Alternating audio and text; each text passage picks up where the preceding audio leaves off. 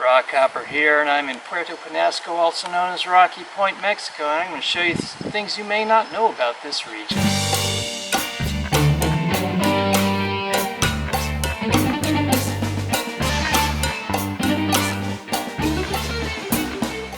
Bienvenidos a Mexico! About a 4-hour drive south of Phoenix, Arizona, and 60 miles south of the Mexican border, is a place that's often referred to as Arizona's beach and has been called the most American city in Mexico due to the influx of tourists and expats alike, though Tijuana and Ensenada and Baja might dispute that.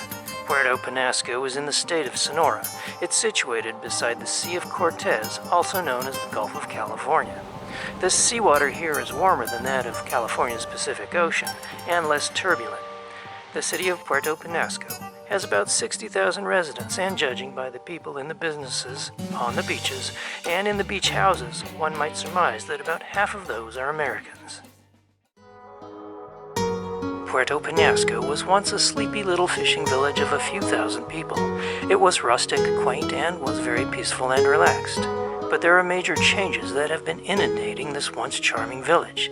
To the delight of some and the chagrin of others, Puerto Penasco has seen drastic changes such as huge mega resorts and golf complexes infiltrating the beaches and desert landscape. Bulldozers and cranes can be seen most everywhere. Monolithic buildings of steel and concrete rising some 20 stories or more are starting to dominate the horizons, and many of those are gated premises that exclude locals from entering. It's privilege for those wealthy foreigners who can buy into it. That is, with the exception of the hired local workers, who, at the end of the day, return to their humble shacks and cinder block abodes. Much of the laid-back character is being lost. Whenever Americans discover a place in another country, it seems, the character of that place forever changes. Is all this growth benefiting the locals? I think that depends on who you are. If you're a developer or a realtor from the US or Mexico, it probably is. The town has become a feeding frenzy of them. But for the average Mexican working at sweeping the floors and cleaning the toilets, not so much apparently. This place is becoming the Miami Beach of the Sea of Cortez. New developments and ads for realtors are on billboards everywhere, it seems. If the economy was so good for locals, there probably wouldn't be so many of them rushing up to cars with US license plates, asking to wash your car windows for $1, like something out of New York City in the 1980s.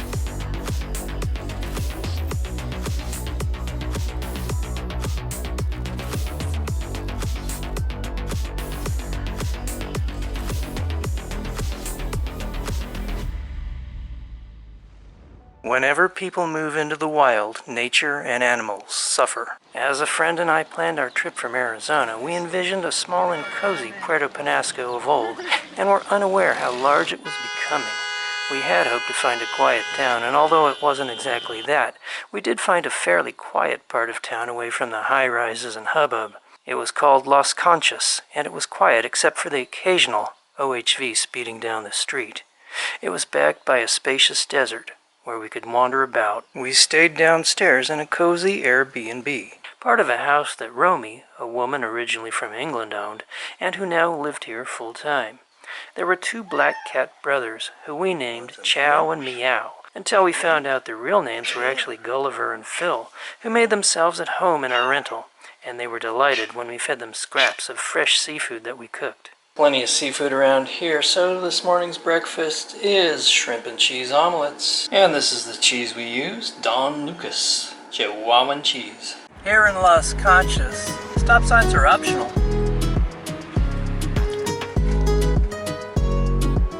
We took a stab at eating out, but were mildly disappointed, especially when factoring in the high price, $21 for these few crab enchiladas. We delighted in the availability of fresh fruit. We realized we were better off buying our own fresh seafood and cooking it. Pan-fried triggerfish with some lime.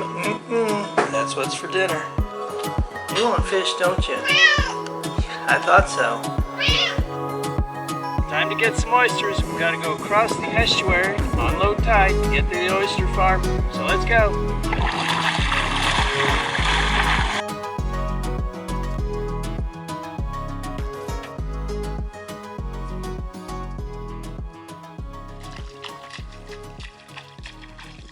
Coming up to the oyster farm. The tide's really out right now, and these boxes you see in front of you, that's where they grow the oysters, right inside those.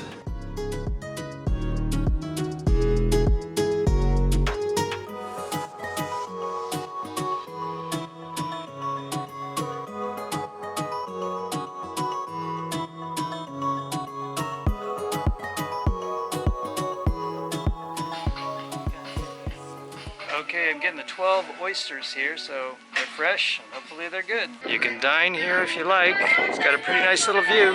Looking good. Time to take these back and cook them on the half shell. Grill them up.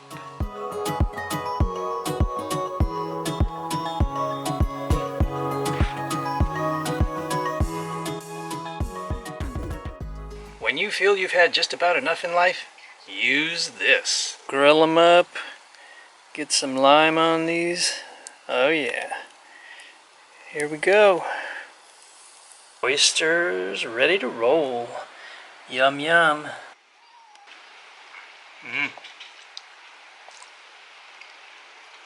Oh yeah.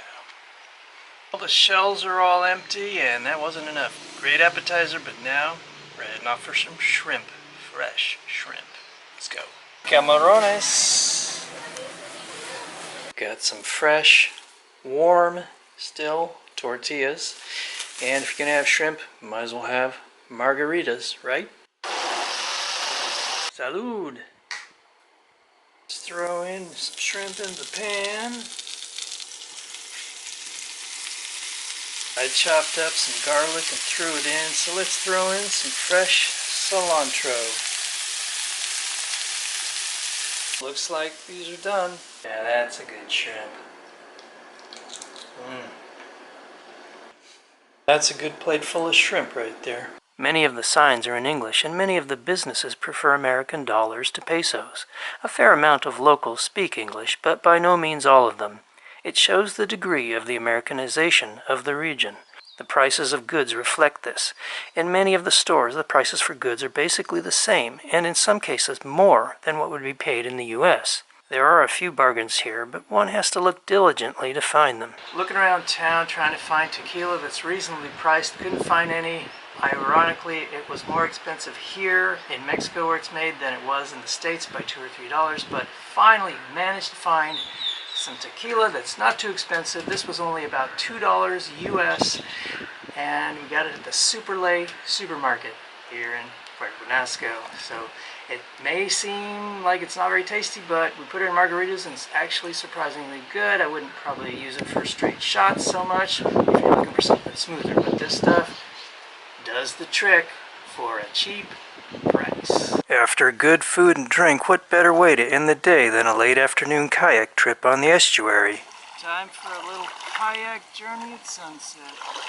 Let's head on out.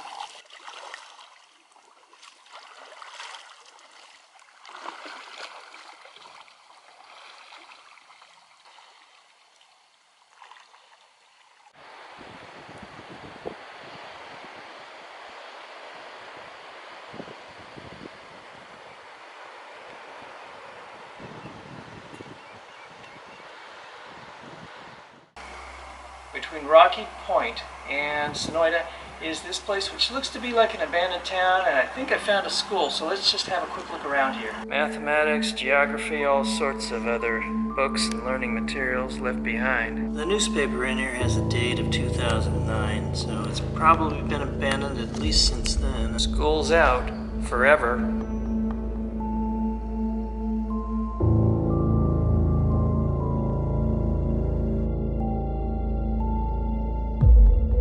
Back in the olden days in Arizona, they used to create ocotillo fences, and I guess here they also have them in Mexico.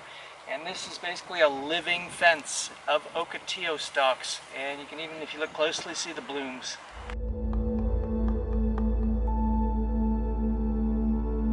Let's have a look and see what's inside this abandoned house.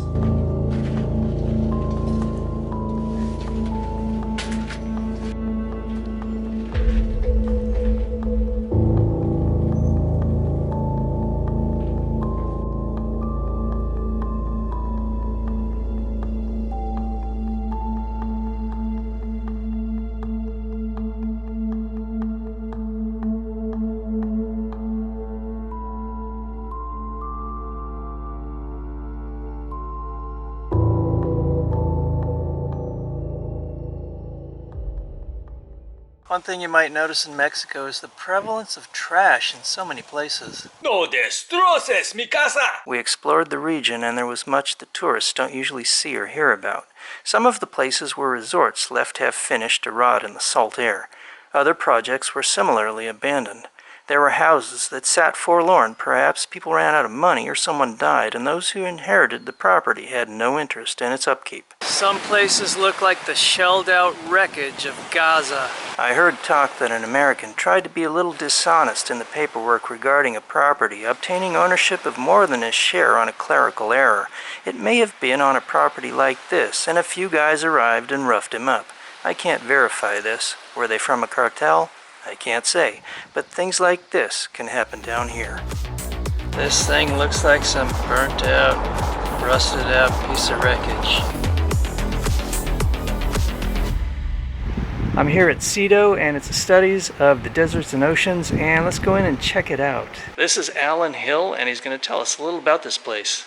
Yeah, so hello, welcome everybody to Cedo. So Cedo is the center of the studies of deserts and oceans. We have been here for around 44 years old. This institution starts as a project of the Arizona University. The first years the project was running by the university, but after that we changed and we become a non-profit association. So since then we have working a lot in and taking care of the environment and different kind of programs that we manage here. Like we have 5 different programs. The first one is fisheries. We work a lot with the fisheries, with the local fishers, not to tell them how to fish, like we are close to them to tell them what is the best way that they can produce and continue with the activity that they are doing. The second program that we are working here is conservancy. So we work a lot in the conservancy of the oceans and all the species that we have around here. For example, outside we have desert fishes that we work a lot in that way. We can take it later. We also have an education program, so we are allowed to certificate different kind of people in different kind of practices by the government, so we also have the educational program. We have like a social being program that we take care of a lot of societies that we have around, like funding budgets or activities to have better life conditions, like improve the water facilities or the communities like facilities. And the last one, but not the worst one, that is my program, that is social academical services and touristic activities. So basically all the tourism that we offer for all the people to take more resources, and the academical services, that is all the groups that are coming here to be part of Cedo. So that Cedo, we work a lot to take care of the environment and create that societies that work together for the future of the world. And this part of the Gulf of California and Sea of Cortez. Tell me about this fish right here. What is that? Sure, this is a totuaba. Okay, so the totuaba is this endemic animal that, as endemic says, is just for the Gulf of California. But the history of the totuaba is very important for the communities that are here in the north of the Gulf of California, because the totuaba was the reason why the first settlers or the first ports become. The fishers that came here in the past, they start or they stop to take a rest, and they create these fishing camps to process the animal and to take a rest. And these camps are now Puerto Penasco, Golfo de Santa Clara, or San Felipe. So the origin of the cities of the north of Gulf of California is because of this animal. But it is also important because I think in the 70s, 80s, it was declared endangered. It was declared the first sea animal in danger here in Mexico that was declared. Why? Because the fishers came here to the north of the Gulf of California to fish the animal, and they reproduce in the delta of the Colorado River. So if you are fishing the animals in the place when they are reproducing, you cut the process of reproduction, and that's the reason why they are in danger. So the government stopped the fishery of these animals. At the end of the 80s, they noticed that there was a recovery of the population, so they reopened the fishery of the totuabas. But then we have a lot of colonies of Chinese guys that came here since the revolutions, when Mexico started to build the train rails. So the Chinese settled here, and they think that an animal similar to this that they have in China Ocean. They think that the liver of this animal have big like medical properties, so they start to fish it in an illegal way. And in the 80s, it's declared endangered again, and now more than ever, this animal is protected. But now we have a black market that is looking for that organ. Then the people can say that is the cocaine of the sea because they can pay around $12,000 per kilo of that thing. So that become very, very attractive for the illegal fishing. And in the 80s, when they discover and they trying to learn more about this animal, they discover another animal named Vakita marina. The Vakita marina is the tiniest of the porpoises, and we don't use the Vakita for anything, like we don't eat it, but the problem is the Vakita starts to get caught in the nets for this animal. So that's why we discovered the Vakita, because we start to see that this animal starts to get out in the nets of this animal. And the thing with the Vakita is the tiniest of the porpoises in the world, so it's a very shy animal and it's very difficult to reproduce. Right now there are farms from Totuaba in the south in La Paz when they reproduce these animals in captivity, and some of them they release it to the ocean, and the other ones they use it for human consume, but in a legal way. The Vakita, they try to do the same, they try to have it in captivity, but they die like 1 week or two. They have it in captivity because they are very shy and they don't feel comfortable. They stress that much that then die. So at the moment that happens, that program stops, and the people start to use, to make another, force to change the things in another way. So that's the history about the Totuaba, how important it is for us, because that's the reason of the northern cities of Mexico, of Gulf of California. Also because of the Totuaba we discovered the Vakita, and that's an animal also endangered that we are working a lot to keep it safe. At the beginning, Cedo was a field station.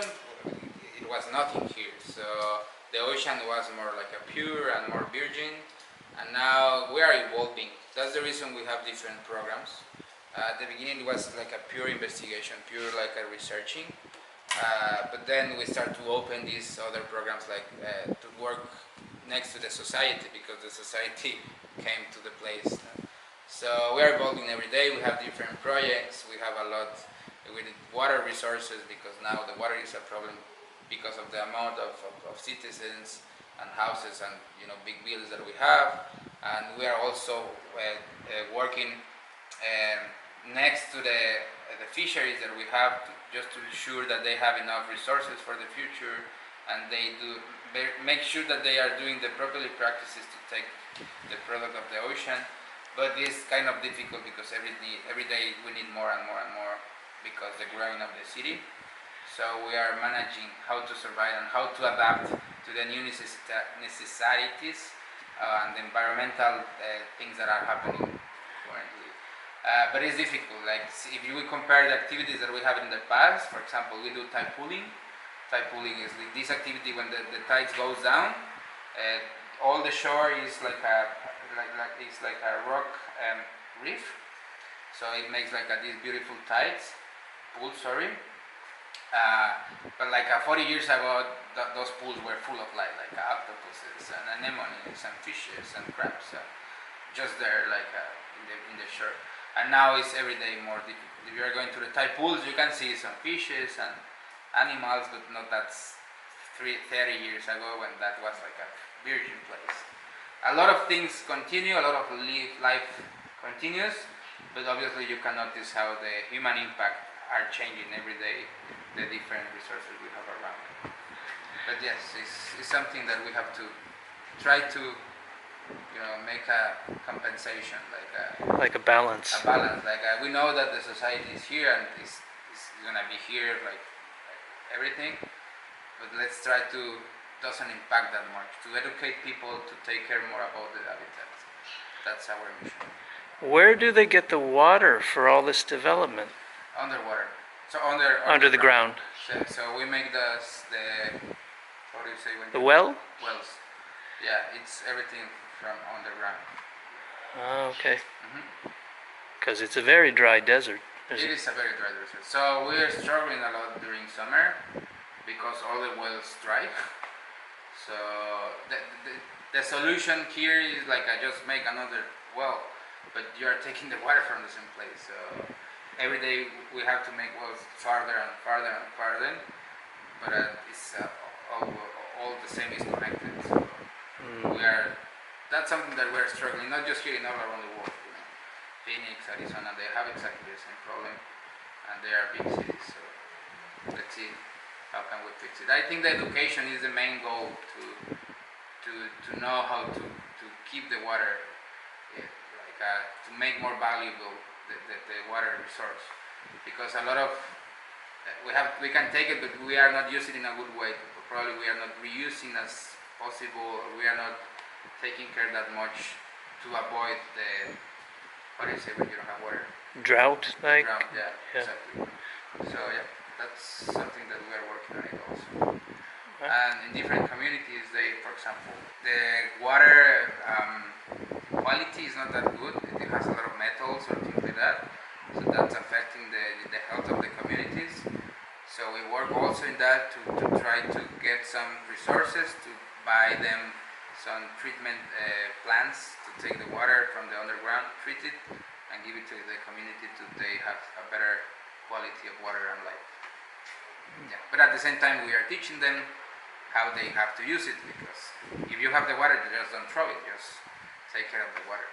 Yeah, you have to conserve the water. Yeah. Because there's not much water left. There is not much. Well, we have tons there, but it's salty water. So you need a process of dissolve, and it's like another process that is very dangerous for the environment because of the waste that process produces. Yeah, the danger of a desalination plant is all the brine, the salt, because That's correct. you have to take all that out. And then you have tons of brine. Yeah, and most of the dissolved plants, they just throw it back to the ocean. So it's like you are killing everything around. Tell me about the Vakita. Yeah, sure. Now we will talk about the Vakita. That is this endemic animal that lives here in the Sea of Cortez. Most of the people think that it's a dolphin, but it's not a dolphin. It's the tiniest of the porpoises. That means it's like a tiny whale. They're actually the tiniest all around the world. And this is just endemic of the Sea of Cortez Ocean. The Vakita is a very important animal here because since the beginning, when we discovered it in the 80s, we noticed that it was a very short community of vaquitas, or population of vaquitas, but they were very healthy. The thing is, with the illegal fishing of the Totuaba, the vaquita start to get caught in the nets, and that's the way we discovered it. Like, it was not on purpose, it just started to appear in the nets. So now we have to conserve it more than ever, because the last research says that there is not more than 10 or 12 animals remain. So that means that it's critical in danger, and if the things continue like this, probably it's going to be declared extinct in a little years. So we have to take very, very attention of that, and what can we do to conserve this species. Actually, right now, all the north of California is an area that is fully protected, that you are not allowed to fish there with nets. That's a law that the government is there protected, but it's not enough. Like the institutions are not big enough to protect all that big area, and the illegal fishing is still happening.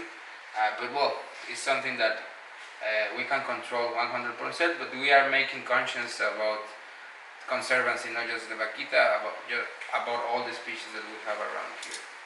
So this is the rarest porpoise on Earth? You can find it any other place, and because of the tiny amount of animals that remains, probably it's going to be the worst. Like I never seen one, for example. Just the skeleton. This is a real skeleton. Let's talk a little bit about the sea turtles. So in all around the world there are 70 species of sea turtles, and we have 5 of them here in the Sea of Cortez. But most of them are coming here just for feeding. They are not coming here for reproduction.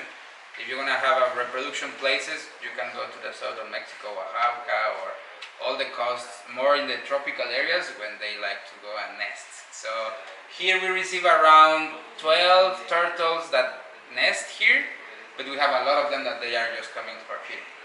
And what is happening right now, because the last months there are a lot of reports of dead sea turtles in the shore, and that's because of a lot of things. Could be like they are eating waste or eating like plastics because they are confusing that with the food, or probably some boats pass over them, or they get caught in fishing nets. So we are trying also to protect the turtles and improve the practices to avoid these kind of problems. But also they can die by natural process, or because they are sick, or another thing. So if we want to be sure that which one is the reason, we have to be more into the turtle and understand what happens. The problem is when we found the turtles, they are kind of in a bad condition, so it's difficult. At least they have like a big, cut in the middle, no? But that's one of the most common reasons. Like they get stuck in the nets and they drop. So yeah, but even that, we have a lot of turtles here. Actually, Cedo, we work a lot with the turtles, and we have this. We are working in this project to create a turtle camping area. When all the nests that we can find in the shore, we can take the eggs and we can put it in a protected space to look that the eggs are in a good place. Then they hatch and we take care of them and we put it back. That's another of our projects that we are working on it. And in the next month, August, is when the nesting season appears. And even here in Penasco, we don't have that much, as I mentioned before. The little ones that we have to take care of a lot of them because they are more special, they are unique. So we are taking care and working in this project to have a nesting camp for the turtles that we have around here. Now, if somebody finds a sick or injured turtle or some sea creature, can they bring it here? We are not the authority to do that. We receive it because probably we are the only institution here that knows how to manage that kind of animals. You can contact for sure. If it's a dead animal, you can let us know, but it's the institution that do that is named Sofemat. That is a government institution, and they make the report and they have the account and why it happens. If it's an animal that probably is injury, we can take it, but just if it's an active animal, not an exotic. For example, we can receive dogs or cats or rabbits. Rabbit is a rabbit that is endemic for the area, or different kind of species. Yeah. And what we do when we receive animals, we take care of them, and as soon they are kind of healthy, we put it back in the nature. That costs a lot, so sometimes it's difficult to take care of an animal because they need medicines and special treatment. We try our best, but it's something difficult to do. But you do have an owl that we can have a look at? Yeah, we have an owl actually. Talking about it, like they bring us an owl that was kind of, sick. Apparently has like a broken wing, but I checked it and it doesn't look that bad. So I think he was just or sick or so tired because the weather or because he couldn't find some heat. Well, maybe we can go have a look at him now. Yeah, let's go. It's a burrowing owl. Burrowing owl, yeah. Burrowing owl. The ones that used to go in the earth, no? Yeah, they go in the earth. Mm-hmm. He looked much alive than before. Okay, well, he's scared, so let's leave him. I'm happy because like 10 minutes ago or 20 minutes ago, I left like 5 more pieces of meat, and any of them are ready, so that means that he ate it. He's eating, that's so good. If the animals are eating, that's a good sign. So my grandpa used to say like people that is sick and eat is not sick.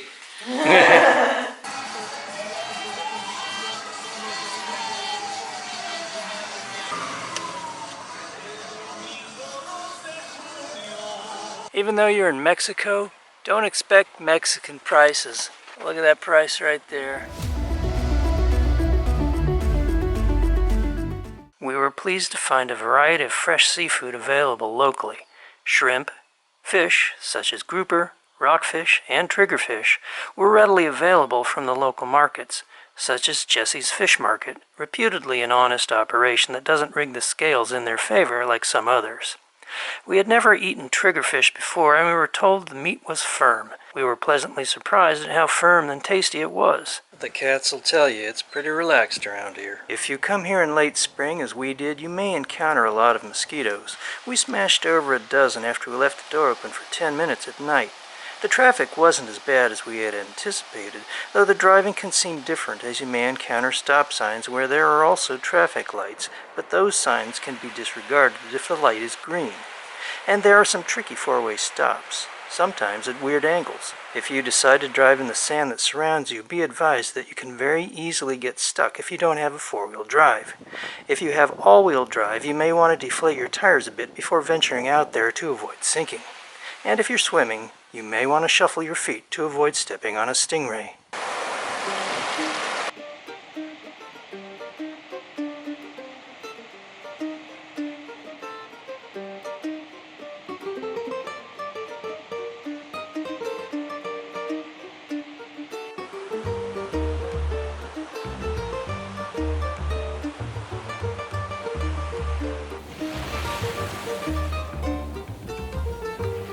The old is giving way to the new in drastic and sometimes shocking ways. But as long as there are waves lapping at the beaches and blue sky overhead, tourists will continue to flock to Puerto Penasco and the surrounding region. It's a place in the midst of change. But the seawater will always attract people to its shores, just like Mexico will always attract people with its sunshine. Hope you enjoyed exploring around Puerto Penasco, Mexico. Don't forget to give me a like on the video, share, and subscribe. Until next time, this is Rockhopper. I'll see ya. Suscríbete a las aventuras de Rockapa.